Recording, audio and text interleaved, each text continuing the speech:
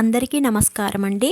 ఈరోజు నేను రాగి అంబలి చేస్తున్నాను. దానికోసం ఒక 100 గ్రామ్స్ రాగి పిండి తీసుకున్నానండి. ఈ విధంగా జల్లించి ఒక ఒక బౌల్లో వేసాను. ఇప్పుడు వచ్చేసి ఒక కప్పు వాటర్ తీసుకుంటున్నానండి. తీసుకొని కొంచెం కొంచెం వేస్తూ ఈ విధంగా మనం కలుపుకోవాలి. ఈ విధంగా ఉండలు లేకుండా, పిండి ఉండలు లేకుండా మొత్తం మంచిగా మెల్ట్ అయ్యేటట్టు ఈ విధంగా కలపాలండి. కొంచెం కొంచెం వాటర్ పోస్తూ, అదే అన్నీ ఒకేసారి పోస్తే పిండి అనేది ఉండలు కడుతుంది. అందుకని కొంచెం కొంచెం వాటర్ పోయాలండి.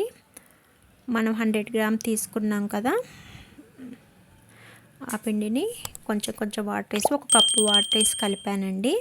చూడండి మొత్తం మంచిగా కలిసిపోయింది కదండి. ఇప్పుడు వచ్చేసి ఇంకొక 3 కప్పులు తీసుకుందామండి వాటర్. మొత్తం 4 కప్స్ వాటర్ తీసుకోవాలండి.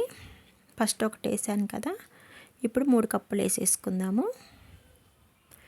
చూడండి దీంతో 4 కప్స్ వాటర్ అయ్యాయి. ఇప్పుడు ఇది ఒకసారి కలుపుకొని ఇప్పుడు ప్రాసెస్ స్టార్ట్ చేద్దామండి.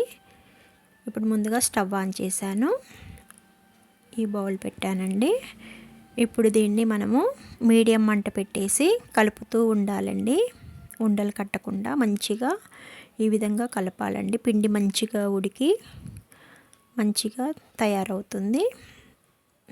ఓకేనండి. ఈ విధంగా చూడండి, నేను ఒక 20 మినిట్స్ వెయిట్ చేస్తే ఈ విధంగా మనకి తయారైపోయిందండి. పర్ఫెక్ట్గా రెడీ అయింది కదా, ఈ విధంగా కావాలండి.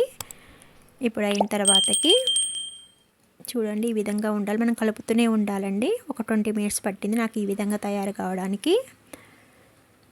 ఇప్పుడు వచ్చేసి మనం స్టవ్ ఆఫ్ చేసి ఇప్పుడు వేరే బౌల్లోకి తీసుకుందామండి. చూడండి నేను వేరే గిన్నెలోకి తీసుకున్నాను. ఇప్పుడు ఇది చల్లారినాక, ఇప్పుడు చల్లగా అయింది కదండి. ఇప్పుడు వచ్చేసి ఒక లోటా వాటర్ తీసుకున్నానండి. ఈ వాటర్ని ఈ పిండి మునిగే వరకు నీళ్ళు పోసేయాలండి. మనం చూడండి ఈ విధంగా పోసేయాలి. వాటర్ అంతా పోసాం కదా, ఇప్పుడు లిడ్ పెట్టేసి ఓవర్ నైట్ ఉంచాలండి. మనం నైట్ ప్రిపేర్ చేసుకోవాలి. ఇది ఓవర్ నైట్ ఉంచాలండి. ఇప్పుడు మార్నింగ్ అండి, చూడండి ఎలా ఉందో, మంచిగా నాని పిండి రెడీ అయింది కదా. ఇప్పుడు ఈ పిండిని మనము ఈ విధంగా మొత్తము ప్రెస్ చేసుకోవాలండి. మంచిగా కలుపుకోవాలి. ఉండలు లేకుండా ఈ విధంగా ప్రెస్ చేసుకుంటే మనకి చిక్కని రాగి అంబలి రెడీ అవుతుందండి. చూడండి ఈ విధంగా కలిపిన తర్వాతకి మొత్తం ఈ విధంగా ప్రెస్ చేసుకోవాలి. ఓకేనండి. ఇప్పుడు వచ్చేసి ఒక స్టెయినర్ తీసుకుందామండి. ఒక బౌల్ తీసుకొని దాంట్లో స్టెయినర్ పెట్టేసి ఈ అంబలి అనేది దాంట్లో టర్న్ చేసుకుందాము. కొంచెం వేసుకొని ఈ విధంగా మనం ప్రెస్ చేసుకోవాలండి. అప్పుడు మనకి చిక్కని అంబలి వస్తుందండి. ఎలాంటి పిండి లేకుండా వస్తుందన్నమాట.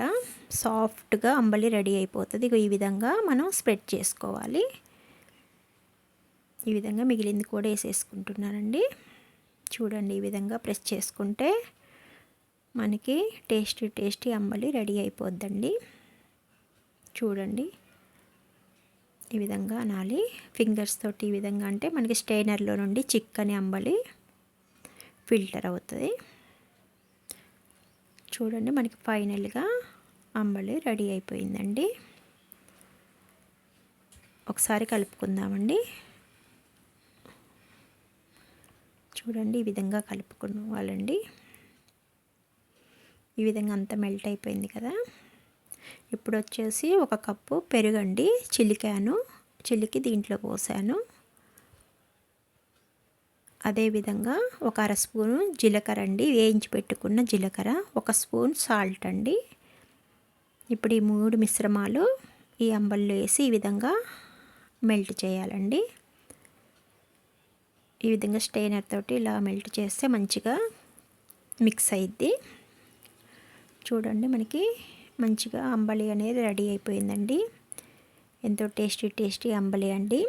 ఇది తాగటం వల్ల మన హెల్త్ ఎంతో బాగుంటుందండి.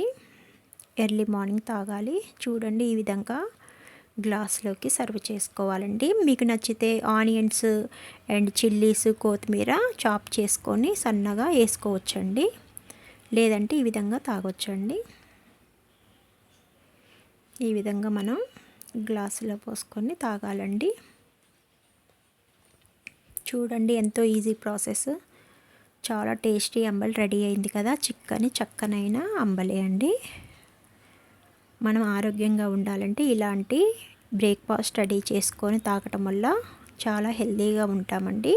మీకు ఈ వీడియో నచ్చితే లైక్ చేయండి, షేర్ చేయండి, సబ్స్క్రైబ్ చేయండి. థ్యాంక్ యూ అండి.